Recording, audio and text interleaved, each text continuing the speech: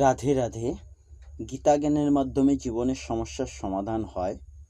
গীতার মূল্যায়নের আগের ভিডিও ছিল গীতার দ্বিতীয় অধ্যায়ে 54 নম্বর শ্লোকের অনুবাদ সহ ব্যাখ্যা করে বলেছিলাম। আজ 55 নম্বর শ্লোক অনুবাদ সহ ব্যাখ্যা করে বলবো। 55 নম্বর শ্লোক সংস্কৃতে বলা হয়েছে, শ্রী ভগবান উবাচ প্রজহাতি যদা কামান সর্বান পার্থ মনোগতান আত্মন্যেবাত্মনা তুষ্ট স্থিতপ্রজ্ঞস্ত দচ্যতে। এই শ্লোকের অনুবাদ হল, পরমেশ্বর ভগবান বললেন, হে পার্থ, মানুষ যখন মানসিক জল্পনা কল্পনা থেকে উদ্ভূত সমস্ত কামনা পরিত্যাগ করে এবং তার মন যখন এভাবে পবিত্র হয়েই আত্মাতে পূর্ণ পরিতৃপ্তি লাভ করে, তখন তাকে স্থিতপ্রজ্ঞ বলা হয়। এই শ্লোকের তাৎপর্য হল, শ্রীমদ্ ভাগবত গীতাতে দৃঢ়ভাবে বলা হয়েছে, সম্পূর্ণ কৃষ্ণভাবাময় মানুষ অর্থাৎ ভগবত ভক্তের মধ্যে মহৎ মুনি ঋষিদের সমস্ত গুণাবলী পরিলক্ষিত হয়। আর যারা সেই রকম চিন্ময় স্তরে স্থিত নয়, তাদের মধ্যে কোনো গুণই দেখা যায় না, কারণ তারা তাদের মানসিক জল্পনা কল্পনার কাছেই কেবল আত্মসমর্পণ করে থাকে। সুতরাং এখানে যথার্থই বলা হয়েছে যে জল্পনা কল্পনার মাধ্যমে সুখ, ইন্দ্রিয় সুখভোগে সব রকমের ইচ্ছা পরিত্যাগ করতে হবে।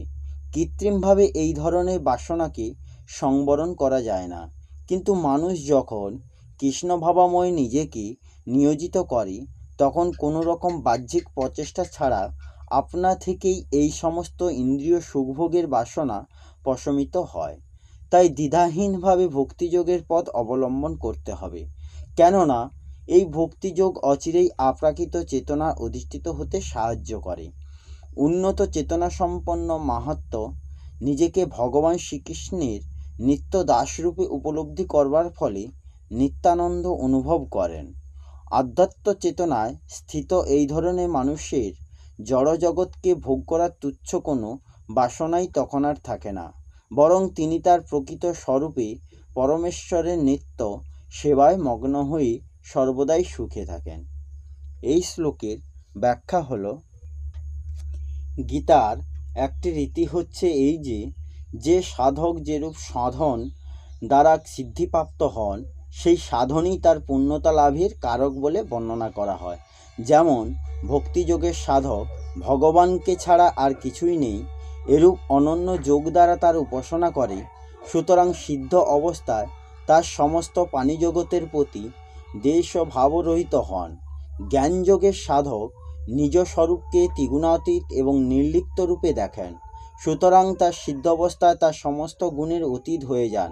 কর্মযোগে এই রূপ প্রধানত কামনা বাসনা ত্যাগের কথা বলা হয়েছে।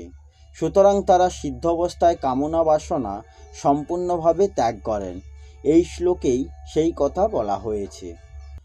প্রজহাতি যদা কামান সর্বান পার্থ মনোগতান। পদটির তাৎপর্য হল যে কামনা স্বয়ং এ নেই এবং মনেও নেই।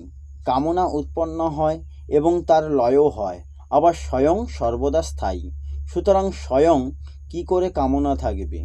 মনে হলো একটি করণ বা উপাদান, এতে কামনা সর্বক্ষণ টিকে থাকতে পারে না। মনের কামনার আগমন হয়, যেটাকে মনোগতান বলে। অতএব মনে কামনা কি করে থাকবে?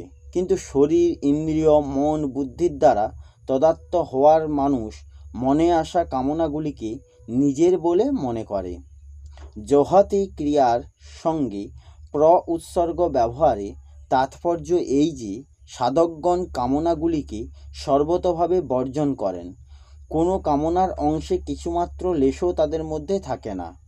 নিজের স্বরূপকে কখনো পরিত্যাগ করা যায় না, এবং যার সঙ্গে নিজের কোনো সম্পর্ক নেই তাকেও পরিত্যাগ করা যায় না। কিন্তু ত্যাগ কাকেই করা যায় যা নিজের নয়, অথচ তাকে নিজের বলে মনে করা হয়। এই রূপ কামনাও আমাদের মধ্যে নেই, কিন্তু তাকে নিজের বলে মেনে নেওয়া হয়েছে। এই মেনে নেওয়া সম্পর্ক বর্জন করাকেই এখানে প্রজহাতি পদের দ্বারা বলা হয়েছে।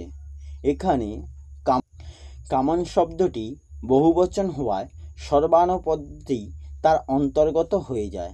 তা সত্ত্বেও সর্বানুপদটি ব্যবহারের এই তাৎপর্য এই যে যেন কোনো কামনা না থাকে এবং কোনো কামনার কিছুমাত্র অংশও যেন অবশিষ্ট না থেকে যায়।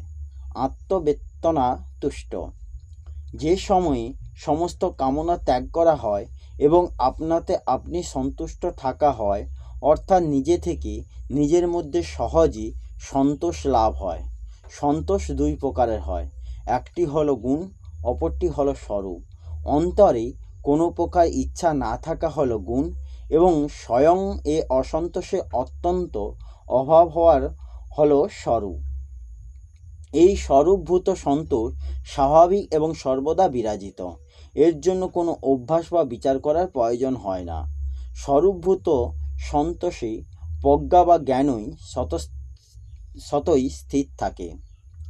স্থিত প্রজ্ঞস্ত দোচ্যতে, স্বয়ং যখন বহু শাখা বিশিষ্ট অনন্ত কামনাগুলিকে নিজের বলে মনে করত, সেই সময়ও কামনাগুলি প্রকৃতপক্ষে তার নিজের মধ্যে ছিল না এবং স্বয়ং স্থিতপ্রজ্ঞই ছিল।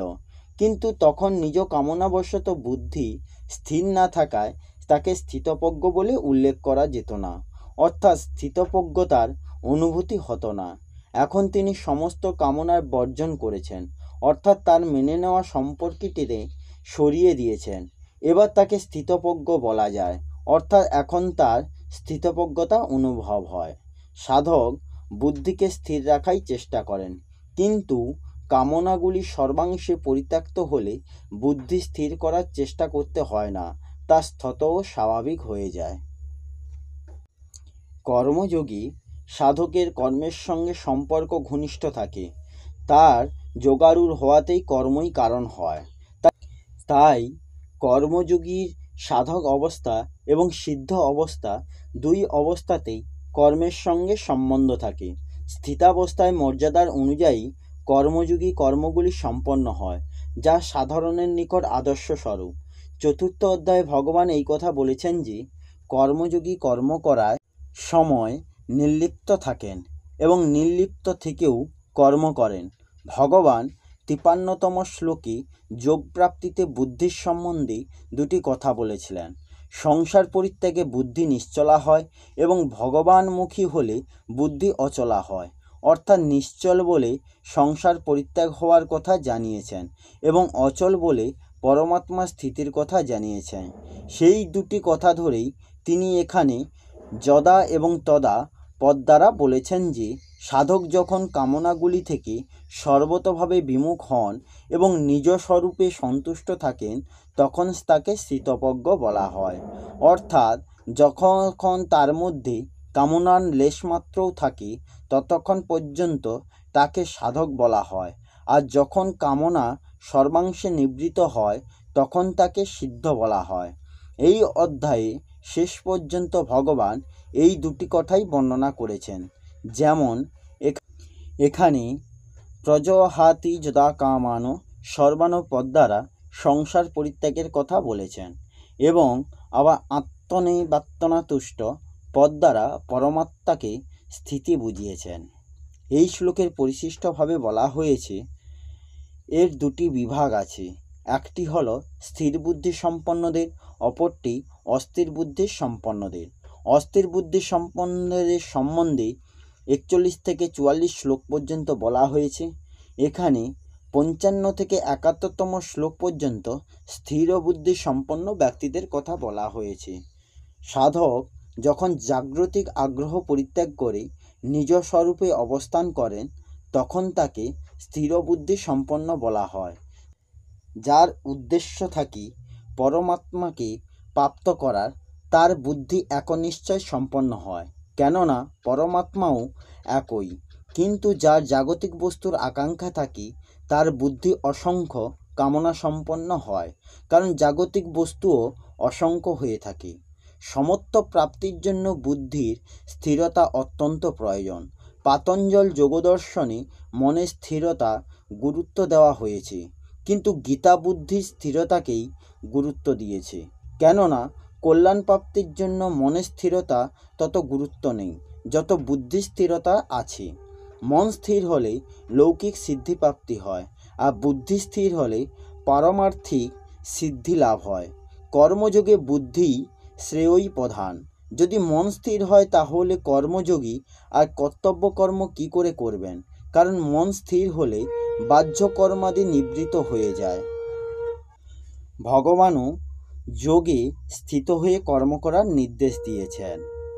এই হলো গীতার 2য় অধ্যায়ের 55 নম্বর শ্লোকের অনুবাদ সহ ব্যাখ্যা। আসবো পরের ভিডিওতে। রাধে রাধে। জয় শ্রীকৃষ্ণ। জয় গীতা।